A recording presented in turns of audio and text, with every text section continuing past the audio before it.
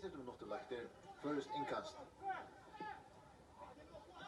Micheling med Sona och ja, och så är Jan här.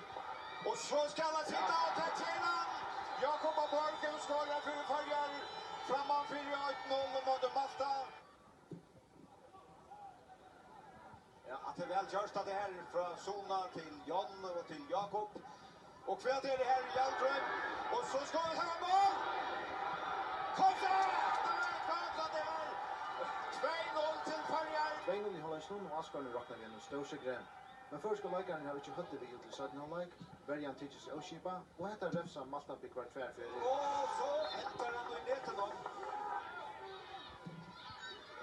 Ja, och så där Hjelmström. Han är alltså Malta det här. Och så står han brotliga 2-2 och åkar män hänger vi hötten om. Först ska läkaren få ta riskjäften av sig och 20 minuter för tog hoppans spars. Och så är det skott och Terry!